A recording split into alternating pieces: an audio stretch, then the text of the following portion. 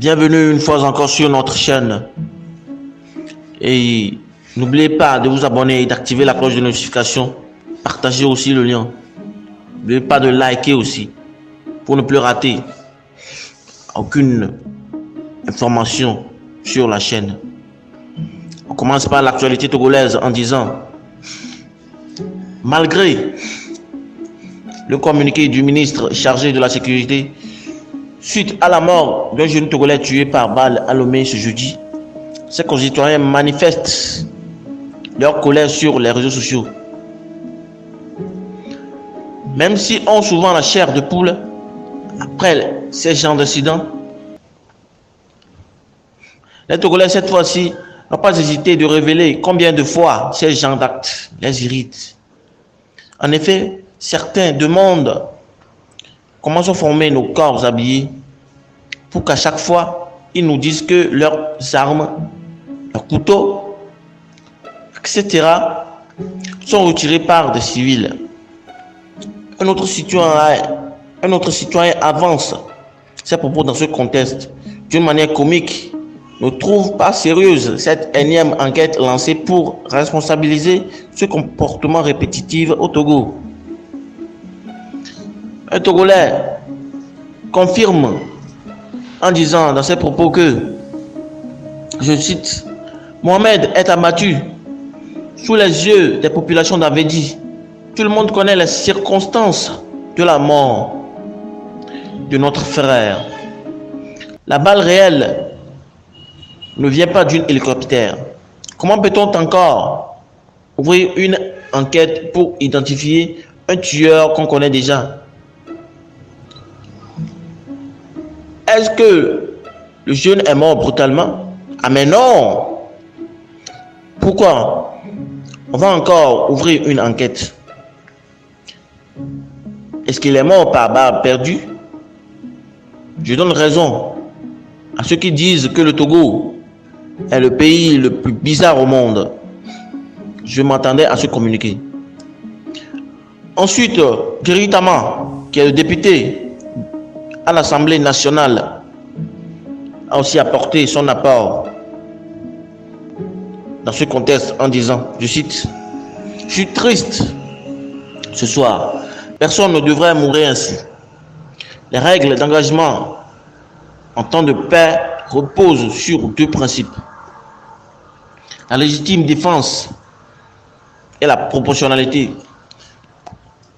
Pour faire simple, c'est que vous ne faites usage de votre arme que si votre vie est directement menacée et votre riposte doit être proportionnelle à la menace. » J'ai écouté le communiqué du ministre de la Sécurité ce soir.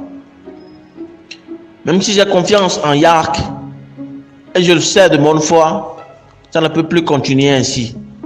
Nous avons besoin que les punitions fassent exemple. Autrement, même s'il y a eu refus d'obtempérer, même s'il y a eu résistance, il y a eu plusieurs degrés d'intervention avant d'en arriver au tir qui tue, a-t-il souligné. L'ancien officier des forces armées togolaises ne trouve pas licite cette insécurité qui domine le pays et suggère une participation des psychologues dans le processus de recrutement de ces agents de sécurité. Comment pouvons-nous accepter qu'on nous tire dessus comme des lapins sous le prétexte qu'on a obtempéré, même si dans l'hypothèse extrême que le jeune homme ait récupéré le couteau du policier, les règles d'engagement imposent un tir de sommation à terre puis dans les jambes par principe de proportionnalité. Un tir pour tuer ne serait acceptable que si le jeune homme Mohamed avait un fusil qui menaçait le policier. Il faut que cette fois les enquêtes nous apportent une réponse. Et vite. Sinon, ça commence à faire trop. Mon avis personnel est qu'il faut faire intervenir les psychologues dans le processus de recrutement lors des corps habillés. On a désormais trop de jeunes qui jouent au Rambo et ternissent le travail des milliers d'autres forces de sécurité qui font pourtant bien le travail. Et tout ça est ruiné par un crétin à la gratuité facile. Plus jamais ça au Togo. Voilà pourquoi je n'ai cessé de réclamer les tribunaux militaires. Je présente toutes mes condoléances à la famille de Mohamed. Moi, je suis triste. Nos forces de l'ordre sont chargées de nous protéger. Et si on déconne, on finit devant un juge. Et non de nous tirer comme des lapins dessus. Nous ne nous sentons pas en sécurité, ni dans nos maisons, ni dans nos rues, ni partout dans le pays. Ce n'est pas acceptable, a-t-il souligné. En définitive, il faut rappeler que plusieurs enquêtes de cette nature sont officiellement lancées en ce mois de mai, tandis que celle du 19 août 2007 et du couvre-feu qui est en cours n'ont pas encore été élucidées. Merci à vous. Nous reviendrons avec des suites d'éclaircissement. Merci à vous.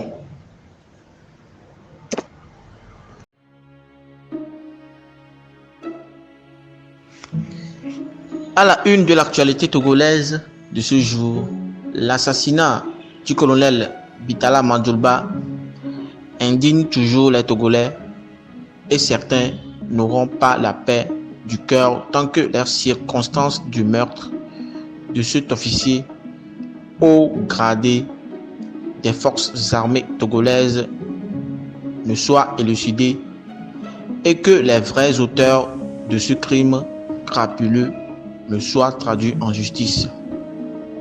Dans un extrait rendu public ce vendredi 22 mai 2020 et intitulé, je cite, « Assassinat du colonel Mandoulba, un crime crapuleux ».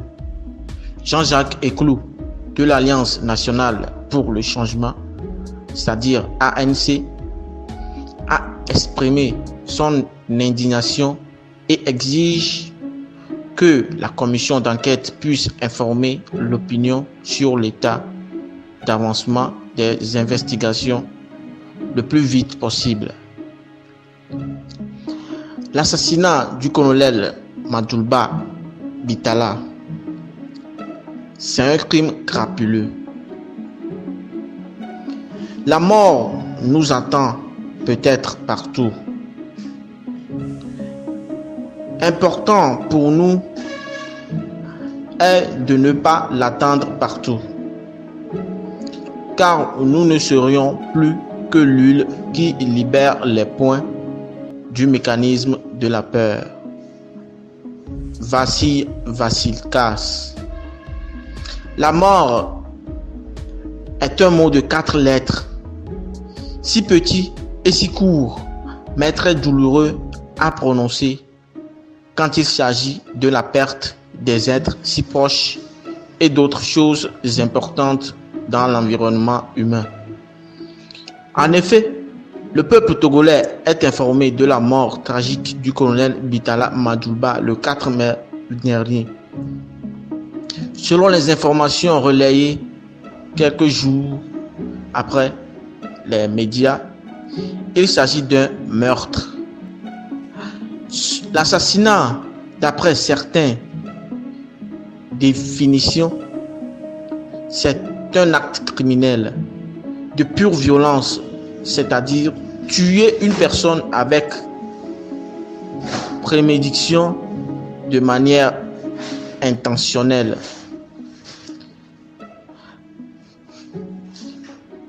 L'explication la plus courante fait délivrer un mot assassin.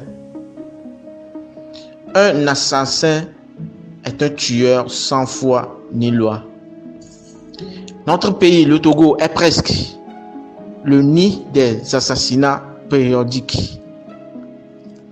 Hier, c'était Sylvanus Olympio, Marc Atiepi, Tavio Amorin, David Bruce, Étienne Akanou et plein d'autres. Et demain, à qui le tour? Nous sommes en droit de poser la question, de savoir les Togolais et les étrangers vivant au Togo seront-ils vraiment en sécurité? La mort tragique du colonel Badoulba Bitala est une mort de trop et nous interpelle. La commission d'enquête mise sur pied pour informer l'opinion sur l'état d'avancement des investigations le plus vite possible. Le procureur de la République doit aussi informer l'opinion. Nous invite les organisations de défendre les droits de l'homme à s'impliquer dans ce dossier pour la manifestation de la vérité et que justice soit rendue.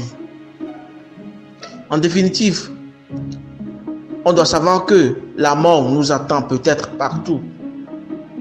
Mais l'important pour nous est de ne pas l'attendre partout.